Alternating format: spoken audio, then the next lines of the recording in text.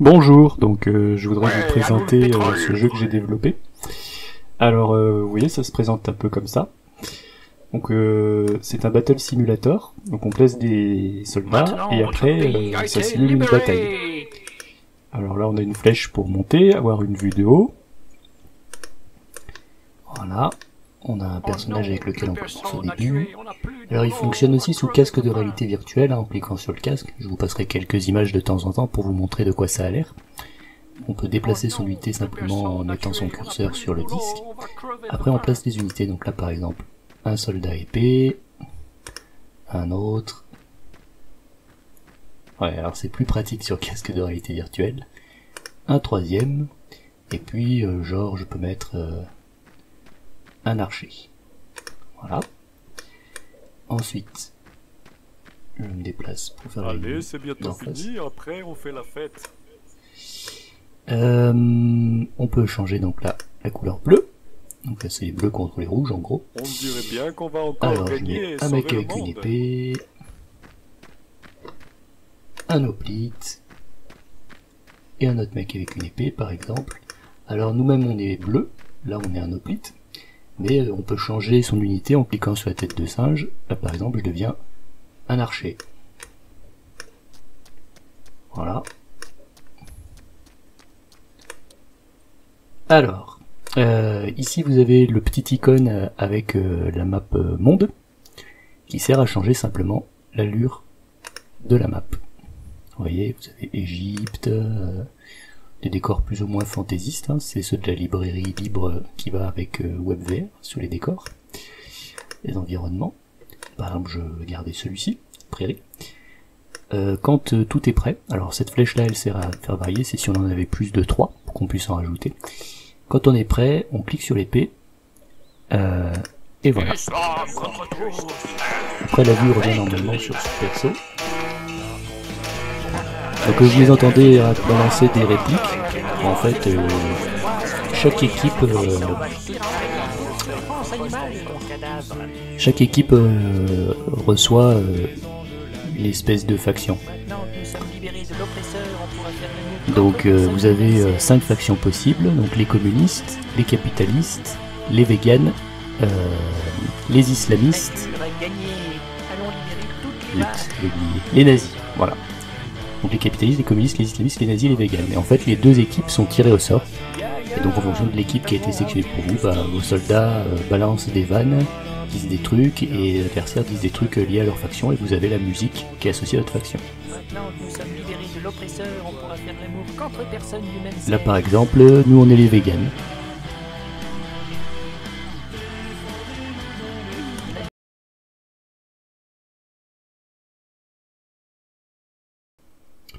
Donc voilà, maintenant on va passer à la partie développement. Ce jeu il a été développé avec une librairie qui s'appelle AFRAM, qui est du WebVR en fait, quelque chose de libre, et donc naturellement ce jeu sera libre. Si vous entrez l'adresse qui est ici en haut, l'adresse web, vous pouvez voir tous les dossiers du projet. En fait, comme vous le savez, hein, tous les trucs qui sont sur internet, eh ben, sont tous stockés dans des dossiers comme ça. Donc là vous avez le dossier du projet, qui est le même que vous pouvez voir ici en fait. Hein. Vous voyez son script mesh. D'accord. Alors, déjà, faisons simple. Là-dedans il n'y a rien. C'est du zombie. Mesh. Donc dans Mesh, vous avez les mèches du menu et les mèches des hommes. C'est les mèches des hommes qui nous intéressent. Donc là vous avez les dossiers avec les noms des types d'unités. Fantassin, hoplite, archer. Armes, c'est là où j'ai mis les armes que j'ai modélisées. Décor, ça sert à rien. Donc par exemple si on prend le fantassin, là vous avez tous les fichiers Blender qui ont permis de modéliser le fantassin avec ses mouvements. Donc là par exemple si je prends le fantassin qui court, donc je l'ouvre avec Blender, alors c'est un peu lourd, ça charge, voilà, voilà, il est là. Donc Blender que je vous recommande chaudement, hein, c'est un... Oula, je fais des conneries. C'est un logiciel de modélisation 3D. Donc moi j'ai récupéré un modèle sur internet qui avait pas de texture et je lui ai fait une texture et je lui ai rajouté un squelette pour pouvoir l'animer. Sur Blender vous pouvez donc dessiner des trucs en 3D, leur mettre des squelettes et les animer. Donc là j'ai programmé cette animation pour qu'il court, vous voyez. Après, vous avez avec un module spécial, vous pouvez exporter en un type de fichier qui s'appelle le GLTF, qui est utilisé par AFRAM en fait, le WebVR. D'accord? Donc pour chaque animation, chaque unité, il a une animation où il court, une animation où il frappe, une animation où il meurt, et une animation où il est simplement debout. Et il y a à chaque fois une version bleue, une version rouge, et une version sans tête, bleu sans tête. Tous ils sont dans ce dossier-là avec leur texture. C'est des points GLTF, d'accord? On a ça pour chaque métier, donc pour chaque type d'unité. Ça c'est les mèches du menu, en gros, les flèches, les trucs comme ça. Là vous avez les sons.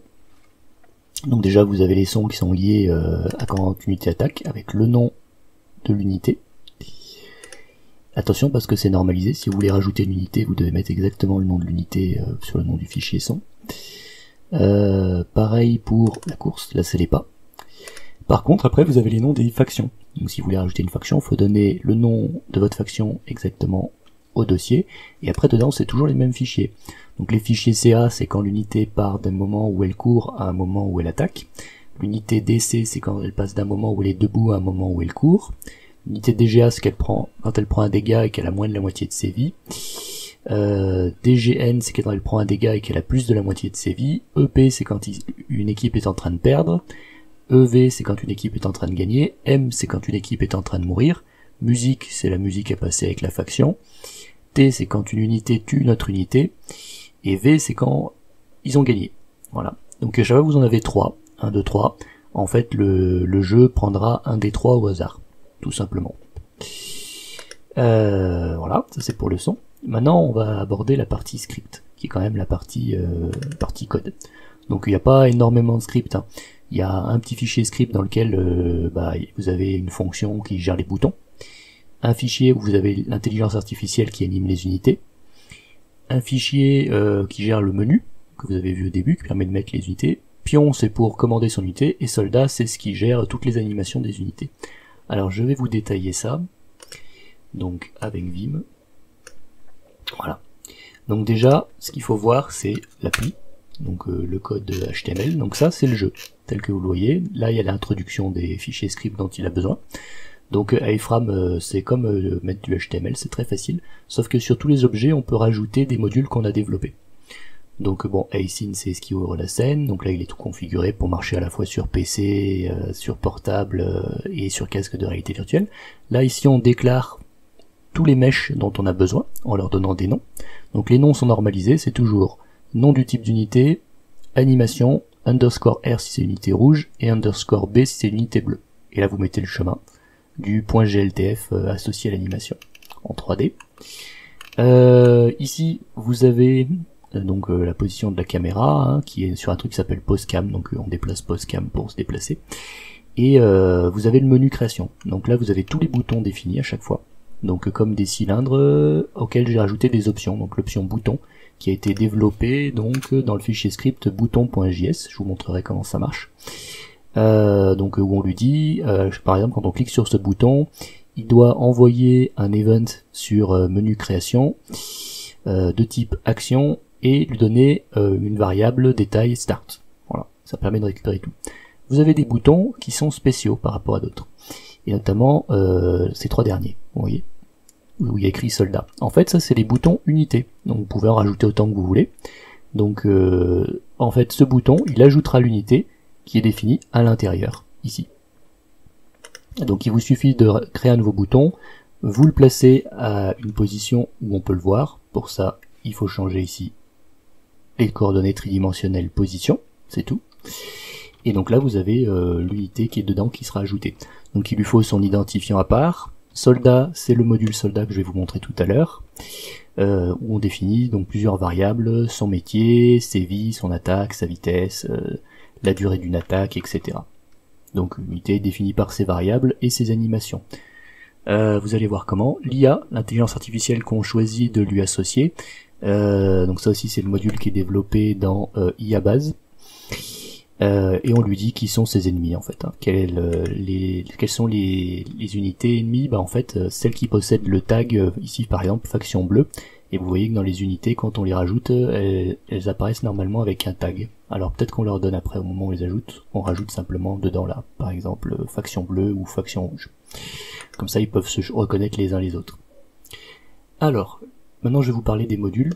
Le module le plus intéressant c'est le module soldat. Le menu bouton il sert finalement qu'à les infos. Alors on définit les modules comme ça, hein. Donc on dit le nom du module, les paramètres qu'il reçoit, on définit les valeurs par défaut, et on dit ce qu'il se passe avec ce module lorsqu'on l'initialise. Où L, bah, c'est l'élément qui a le module, donc on le retrouve comme ça, avec this.L, et params, c'est pour récupérer ici les paramètres qui ont été passés. Donc là, en fait, qu'est-ce qu'elle fait cette fonction? Bah, elle associe les mèches animées qui correspondent aux soldats en les mettant invisibles ou visibles en fonction de ce qu'il doit faire comme animation. Donc vous voyez les animations de type debout, court, attaque. Il n'y a pas l'animation meurt parce qu'en fait elle est créée puis supprimée, c'est un peu spécial.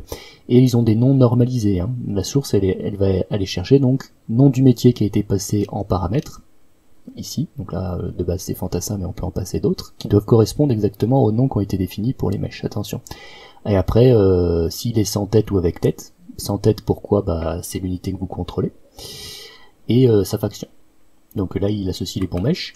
En gros, en fonction des events qu'il reçoit, s'il reçoit un event de type action qui lui dit cours, il se met à courir, il fait le déplacement, il gère tout seul, et les collisions aussi. Si on lui dit attaque, et qu'on le précise avec une flèche qui attaquait, il attaque, il fait l'animation, il fait tout. Si il reçoit l'event meurt, il s'auto-supprime en faisant une animation. Si on lui dit event reçoit des dégâts, il reçoit des dégâts, il soustrait ses vies, et il active la mort tout seul si ses vies sont inférieures à 0. Voilà. Et on peut aussi lui envoyer l'event debout pour qu'il se mette debout et qu'il ne fasse plus rien. Ok.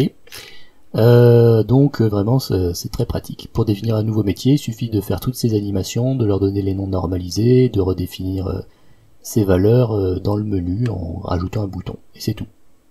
L'intelligence artificielle, elle est très simple aussi. Donc elle est ici, I agressif. Qu'est-ce qu'elle fait? Elle lance avec un set intervalle, donc ça se reproduit tous les temps de réaction qui sont paramétrables, qui sont par défaut à 30 millisecondes. Et en fait, ce qu'elle fait, bah, tout simplement, elle cherche l'ennemi le plus proche. S'il est à portée, elle s'oriente vers et elle envoie l'event action à l'unité, donc à elle-même en fait, mais qui sera récupéré par le module soldat.